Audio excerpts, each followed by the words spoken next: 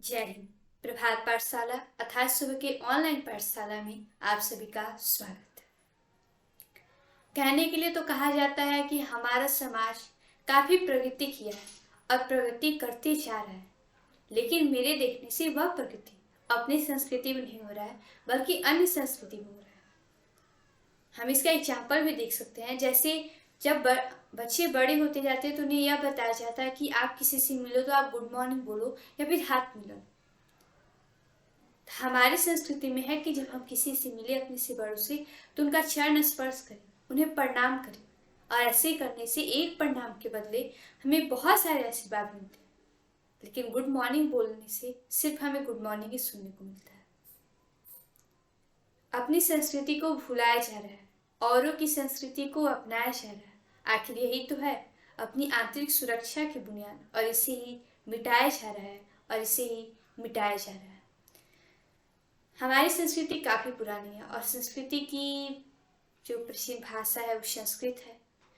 तो जिस माँ ने इतनी सारी भाषाओं को जन्म दिया, संस्कृत ने बहुत सारी भाषाओं को जन्म दिया, जैसे हिंदी, पंजाबी, मराठी, गुजराती। आज वो सभी फल फूल रहे हैं सिवाय संस्कृत के, जिसने इतने सारे भाषा को जन्म दिया। आज जो पंडित भी होते हैं वो भी संस्कृत तो पढ़ते हैं, लेकिन उसमें जितना भी मंत्र है, यज्ञ है, इस सब जितने भी मंत्र होते हैं, पूजा करने का तरीका है, इसे याद कर लेते हैं, कहीं जाके पूजा कर लेते हैं। उनका उद्देश्य सिर्फ एक ही रहता है कि हमें पूजा करा के पैसा कमाना है, ताकि हमारी गृहस्थी जो है वो अच्छे से चले। अगर वह एक और उद्देश्य इसमें बना लेते कि हमें संस्कृत को बढ़ावा देना है, तो संस्कृत को बढ़ावा अवश्य मिलता, लेकिन उनके काम में ऐसा उद्देश्य नहीं होता है। तो हम अगर चाहें तो हम संस्कृत को बढ़ावा दे सकते हैं, अधिक से अधिक पढ़ के, समझ के, इसके लिए लोगों को प्रेरित करके कि अपनी संस्कृति को हमें नहीं भूलना चाहिए। फर्क है, जितना भी भाषा बोलो सब में फर्क है। सुषमा स्वराज कहती हैं अपने स्पीच में कि संस्कृत बोलने वाले विश्व को परिवार मानते हैं, वसुधैव कुटुंबकम। अंग्रेजी बोलने वाले विश्व को बाजार मानते हैं। ये सोच में फर्क है। परिवार में प्यार होता है और बाजार में सिर्फ और सिर्फ व्यापार होता है। आज जो बड़े बड़े लोग हैं ना, जो जिसका कंपनी है, वो लोग भी जब मिलते हैं तो अगर भारतीय है तो क्या है, वो भी यही करते हैं, हाथ मिलाना या गुड मॉर्निंग, गुड इवनिंग यही बोलते हैं। तो हमें अपनी संस्कृति को, अपने धरोहर को, अपनी परंपराओं को बचा के रखनी चाहिए, क्योंकि यही तो हमारी पहचान है। तो चलिए, जैसे कि हम जब ग्रामर स्टार्ट की थी, संस्कृत ग्रामर, तो सबसे पहले हम वर्ण विचार पढ़े थे कि वर्णों की संख्या कितनी होती है, किसके आधार पे होता है, और उसके बाद जो होता है संधि, समास, ये सब आते हैं। लेकिन सबसे पहले संस्कृत का जो बेसिक टॉपिक होता है, जो सारे टॉपिकों में यूजफुल होता है, जैसे वचन, लिंग, कारक, विभक्ति, ये 3 चीज। तो इसको हम क्या करेंगे, पहले देख लेंगे, उसके बाद संधि से हम लोग स्टार्ट करेंगे।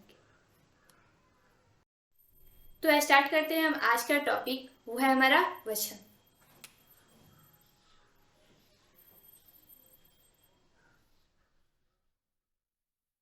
बेसिक टॉपिक है संस्कृत के, जो हर टॉपिक में काम आते हैं। संधि पढ़ो तो, समास पढ़ो तो, सब में आते हैं। तो ये बेसिक है, जिसे हम पहले क्लियर कर लेंगे।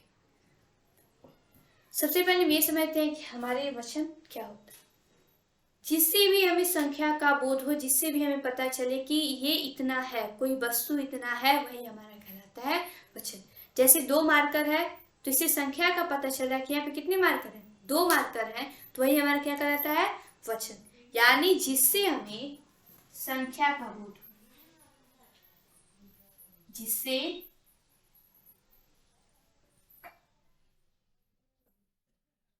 संख्या का बोध, जैसे अगर पूछना होता है कि स्कूल में कितने बच्चे हैं, तो हम बोलते हैं 500 या 600 ऐसे। जैसे संख्या का बोध हो रहा है कि इतने बच्चे तो पढ़ते, लेकिन कितने बच्चे पढ़ते हैं, तो 500। इससे हमें क्या बोध हो रहा है, संख्या का बोध हो रहा है। तो जिससे संख्या का बोध हो, यह हमारा कहलाता है वचन। अब इसके प्रकार के बारे में भी हम देख लेते हैं। तो हमारा जो संस्कृत है उसमें वचन के 3 प्रकार है, और ये संस्कृत की विशेषता है। और भी सारी जो भाषा है उसमें जैसे हिंदी है तो हिंदी में दो ही है, एक वचन और बहुवचन। इंग्लिश में भी दो ही है, लेकिन हमारी संस्कृत में तीन है। वो है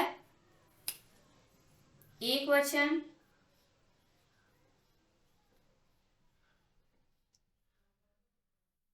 द्विवचन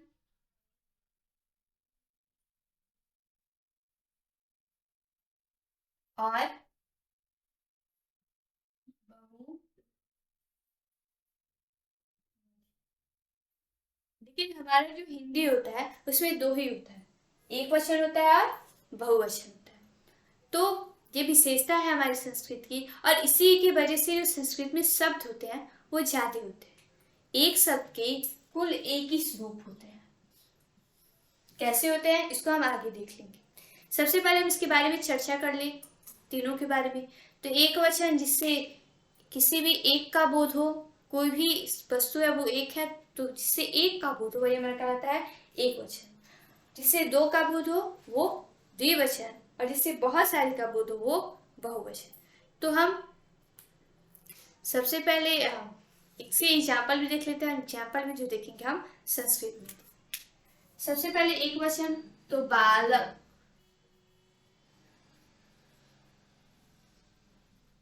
लता। बालक एक लड़का, लता एक लड़की। द्विवचन का बालको,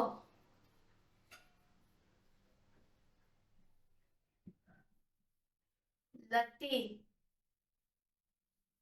दो लड़का दो लड़की। बहुवचन का आप देख लेते हैं, बालका, लता। तो ये है, जब हम संस्कृत में बनाते हैं तो ये नहीं दिखाते हैं कि एक लड़का है, दो है या तीन है या बहुत सारे हैं। हम इसको, इसमें खुद ही छिपा हुआ है, एक ये दो है तो दो इसमें ऑलरेडी छिपा हुआ है, ये बहुत बहुत सारे इसमें छिपा हुआ है। तो जैसे बालक, एक बालक, लता एक लड़का, ऐसे हमारा हो जाता है। इसी के वजह से हम जो शब्द रूप आगे पढ़ेंगे संस्कृत में, तो आप कारक जानते हो, कर्ता ने साथ होता है, कर्ता ने कर्म को कर्ण से इस प्रकार साथ होता है। तो जो साथ होता है तो उसमें एक जो शब्द मान लिए हम, हमारा शब्द हो गया राम, ठीक है। अब राम के 21 रूप होगा, एक शब्द के 21 रूप हो जाएंगे, ठीक है। सात हमारा हो जाता है एक वचन में, सात द्विवचन में और सात बहुवचन। इस प्रकार करके एक शब्द का 21 रूप हमारे हो जाते हैं। तो ये था हमारा वचन का और वचन के प्रकार। तो आगे के वीडियो में हमारे जो संस्कृत का और जो बेसिक टॉपिक होते हैं, लिंग है, कारक है, विभक्ति है, इसको हम देखेंगे। तब तक के लिए इतना, जय हिंद।